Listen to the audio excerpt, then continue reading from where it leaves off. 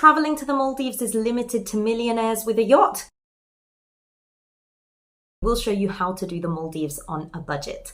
And stick around because we will give you a full cost breakdown. The first step is grabbing a flight to Abu Dhabi. Wizz Air released a whole bunch of flights for under $200 that will get you to Abu Dhabi and then off to the Maldives. There are worse places to have a stopover. Incredible architecture, possibly the most beautiful mosque in the world, and some very fancy coffee at the Emirates Palace. I didn't say it was going to be easy, just that it was going to be worth it. And finally, you will arrive to Malé Airport. If you're lucky enough to be traveling with an Italian, they'll be very excited to tell you that there is real coffee, Lavazza coffee, at the airport along with a charging station. And now it's off to Dharavandhu. Once we were refueled and ready to go, off we were on this beautiful, cute little plane. We had the option to get to Dharavandhu either by a $130 return flight, which runs a couple of times a day, or a $50 speedboat, which takes a little bit longer, like 4 or 5 hours, but it's only on limited days of the week. So you would have to plan that in advance. The most overwhelming part of planning a trip to the Maldives is choosing which island or atoll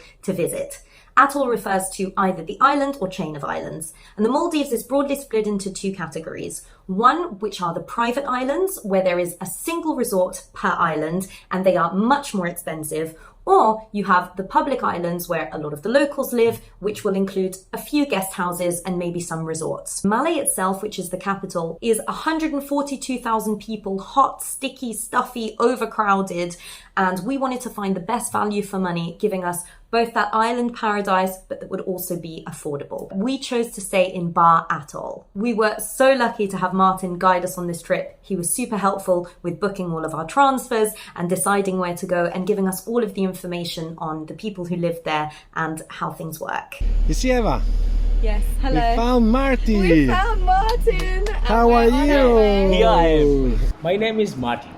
Yeah? I am finally. always smiling. All right. Because of smiling, this part is coming.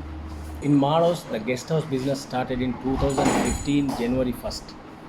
But I started Dhooni Finolhu in 2021, February 8.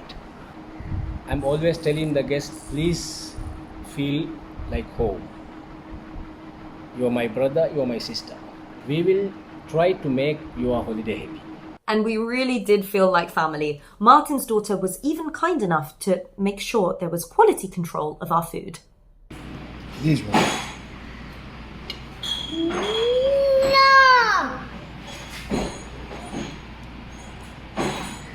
No brain? It's not a clever fish. The guest house itself is just a couple of minutes walk from Martin's cafe, where you'll have all of your daily meals. And as you can see, super spacious upstairs and downstairs, great air condition for the heat, and all of this at incredible value of just $100 for full board for the 2 of us. And of course, as is always the bane of our existence for our warm holidays, don't forget to bring your repellent. Ehi, l'ho presa, mi sa. However, you'll soon see why we weren't spending a whole load of time in the guest house, as lovely as it was. Stepping out of the apartment, we really came to appreciate the benefits of being on a local island, apart from it being just affordable, in that we got to experience the local life. Everything from being on the beach to seeing a local volleyball match to seeing the school, which Marco considered a very big success. We got to visit Maalhos' recycling centre, and the Maldives are at a huge risk of not only sea levels rising, but huge amounts of plastic pollution. And it was amazing to see the local community so hands-on and involved with making sure that their island is nice and clean and looked after and hopefully protected for many years to come.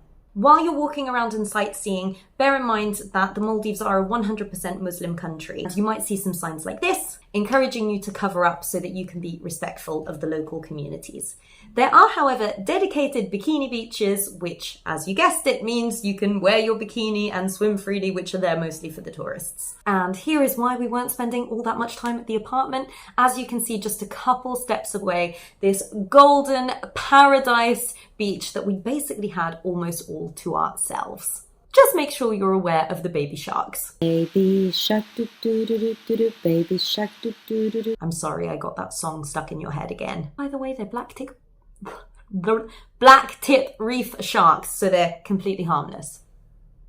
They've assured me. All of this excitement definitely built up our appetites, and we were absolutely spoiled at Vitaru Cafe, Martin's Cafe, which is not only a great place to eat, where we were spoiled with a variety of dishes every single day, from fish to delicious curry chicken, but it's also a great meeting point for locals to have a bit of a chat, a bit of a laugh. So obviously, when we were given the opportunity to go fishing for ourselves and see how they catch this amazing fish that we were getting to eat every day, we were so up for it. There were tons of excursions that we could do in and around the island, and Martin was so kind to set us up with this sunset fishing.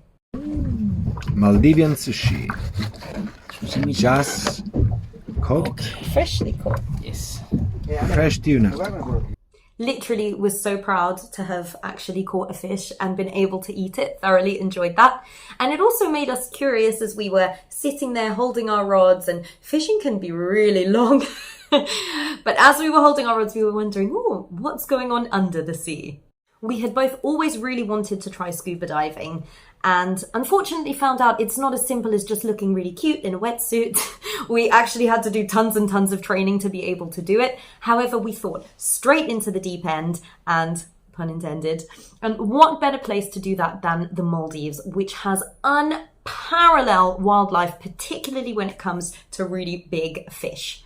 So we put ourselves in the extremely capable hands of Alice and Andrea. They currently run a dive school that's on one of the other islands. We'll leave a link to that for you down below. But if you wanted to spend some days there, it basically costs just a little bit more than it might do in Europe, but to learn how to dive in one of the most incredible locations. So we highly recommend, if you can, group that in with a trip to the Maldives. I didn't even know what manta were before I went there, and still to today, it's one of the most majestic things I've ever seen in my life. Spoiler, if you've never seen a manta before, don't watch the next bit of this video. Just skip onto like the next minute, because you just want to see that in person. There's nothing quite like it.